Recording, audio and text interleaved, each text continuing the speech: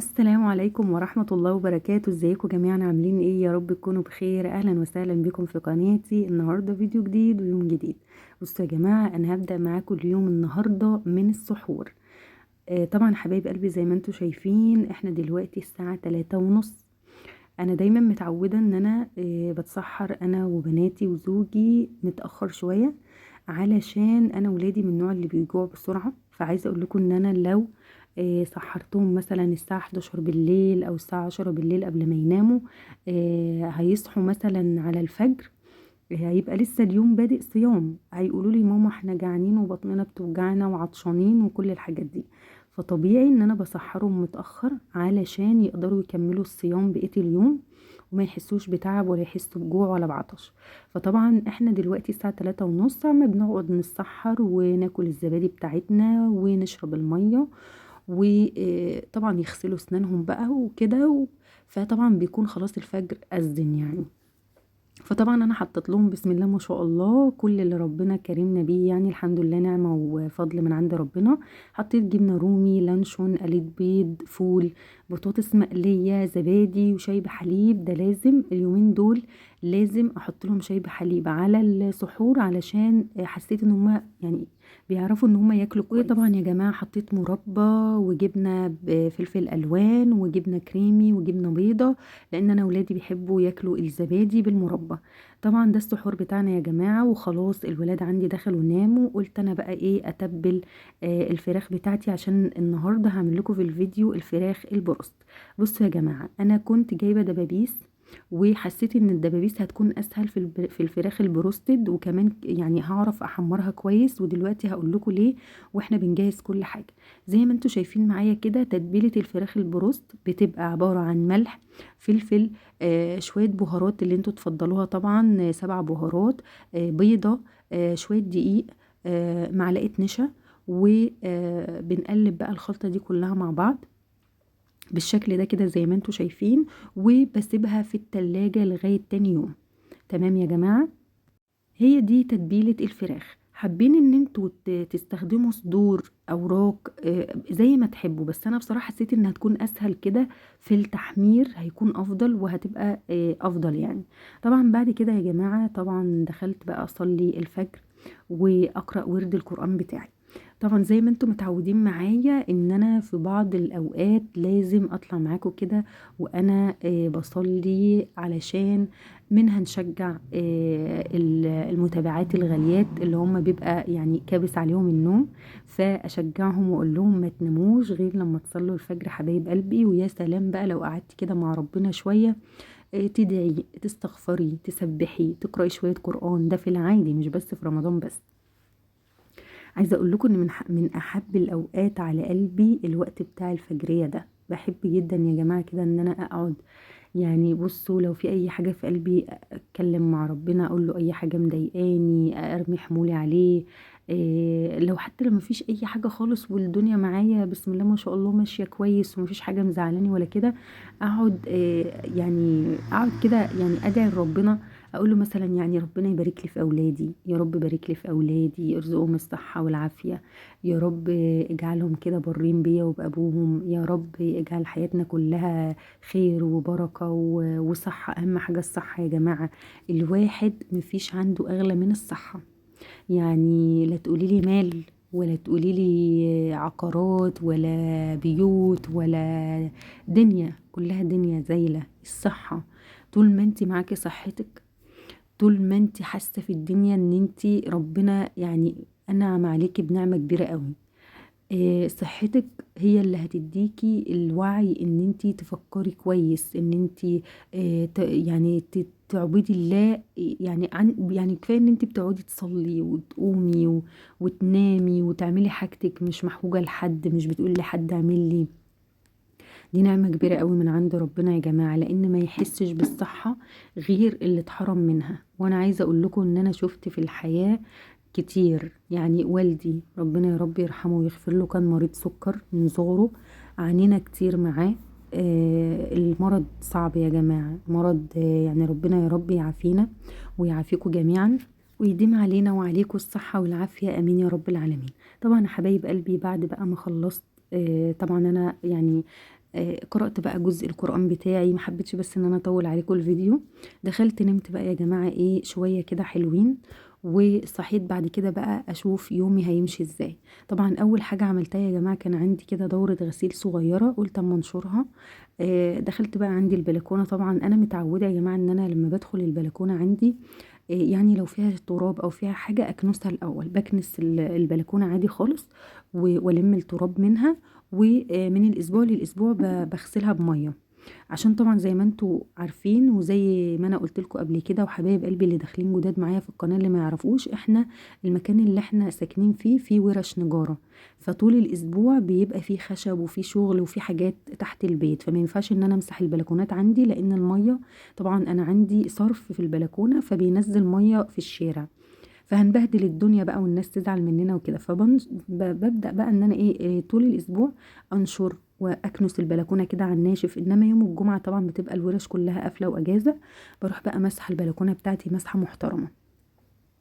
فدلوقتي بقى كنست البلكونه وظبطتها، بس برضو ما حبيتش ان انا يعني اطول عليكم قوي. على فكره يا جماعه انا بحب ان انا يعني عشان ما تملوش من الفيديوهات وكده، مش كل حاجه بالتفصيل يعني. فحطيت بقى الهدوم كده زي ما انتوا شايفين والشرابات. عايزه اقول لكم يا جماعه ان انا الحمد لله عمر ما ضاع مني فردة شراب في الغسيل. ليه بقى؟ علشان انا بحط فردتين الشراب جوه بعض، ولما باجي اغسلهم بفكهم من بعض. تمام يا جماعه. وبحب اغسل الشرابات قبل ما احطها في الغساله، يعني بغسل الشرابات الاول كده على ايدي، انقعها في ميه وبرسيل جل او ميه وبرسيل، وبعدين اغسلها كده على ايدي، علشان برضو احنا عارفين الشرابات من تحت بتبقى مقلقه شويه ومتوسخه يا جماعه.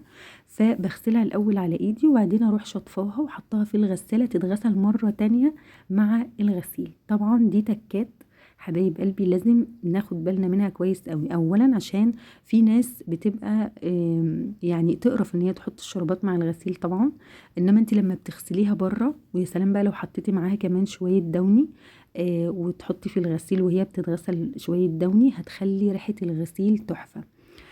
فانا عشان زي ما انا بقول لكم كده بنغسلها الاول بره وبعدين نحطها مع الغسيل مع الدوني والبرسيل والمعطر، بتلاقوا الغسيل زي الفل وريحته حلوه. واحنا الحمد لله يعني الشرابات عندنا اصلا الشراب بيتلبس مره واحده بس في اليوم.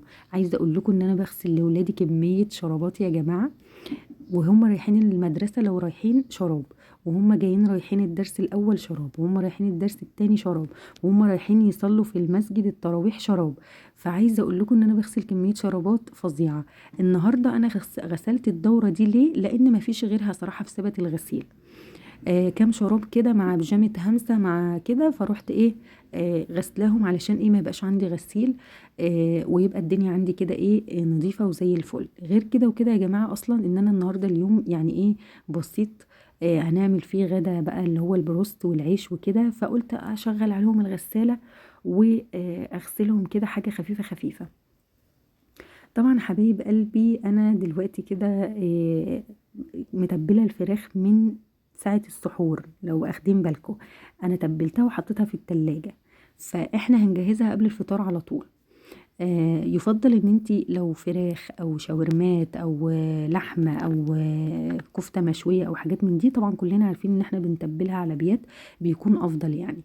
فطبعا يا حبايب قلبي انا خلصت كده هنا شورت الهدوم معاكم زي ما انتم شايفين كده. طبعا دخلت يا جماعه بقى المطبخ تاني، جهزت العصير، عملت عصير مانجا سريعا كده، وبدات ان انا اجهز الحاجه بقى بتاعه البروست قبل الفطار.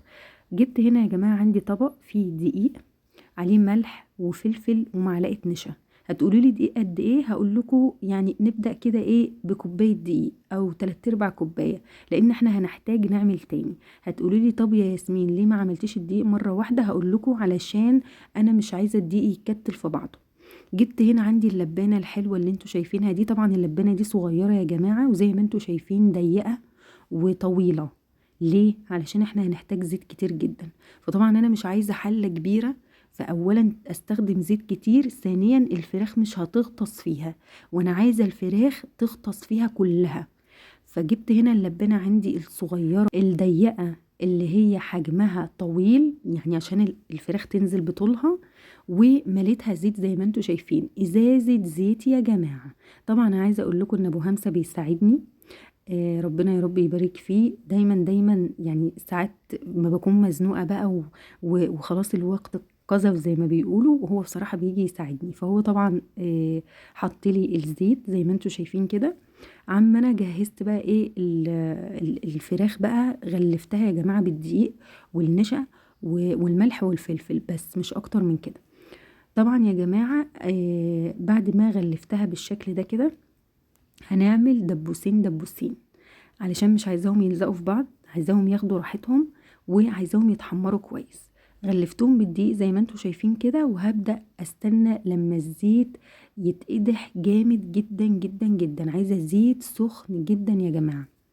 وهبدأ انزل بالفراخ بتاعتي زي ما انتوا شايفين كده. طبعا في اللحظة دي انا قلت لابو همسة انزل انت بالفراخ، علشان يا جماعة انا عايزة اقول لكم ان انا يعني في الموضوع بتاع الزيت الكتير ده بصراحة انا بقلق. فهو بسم الله ما شاء الله بيحب جدا وقفة المطبخ معايا يعني. فهو في حاجات هو بيعملها احسن مني. فهو في الفراخ البروستد دي هو بيحمرها بصراحة احسن مني. فانا قلت له انت عليك ان انت تتابعها وتحمرها، تمام. انا عليا ان انا اغلفها بالدقيق وانت تحمرها بقى ايه وتاخد السوا بتاعها المظبوط. بصراحة اول من فكر ان احنا نعمل الفراخ البروست في البيت كان ابو همسة بصراحة. هو جاب لي الطريقة وقال لي بتتعمل كده وبتتعمل كده، وعملناها بصراحة مع بعض، وكان بيساعدني فيها وما زال كل ما اجي اعملها لازم يساعدني فيها. طلعنا الفراخ زي ما انتوا شايفين كده يا جماعة، اول دبوسين وهو ده شكلها. ايوه هو ده شكلها زي بتاعة المطاعم بالظبط. وبعد كده حط تاني دبوسين بالشكل ده. طبعا ما تقلقوش من شكل الزيت يا جماعة، ده طبعا عشان الدقيق والنشا وكده يعني بيبقى لون الزيت كده. عايزه اقول لكم ان احنا في البدايه حطينا دبوسين دبوسين ليه؟ عشان احنا لو كترنا وحطينا 3 دبابيس او اكتر الزيت هيطف، واحنا مش عايزين الزيت يطف على النار. فاحنا استنينا لما حمرنا دبوسين 4، وبعد كده بدأ الزيت طبعا يقل، فبدأنا نحط 3 دبابيس ب3 دبابيس.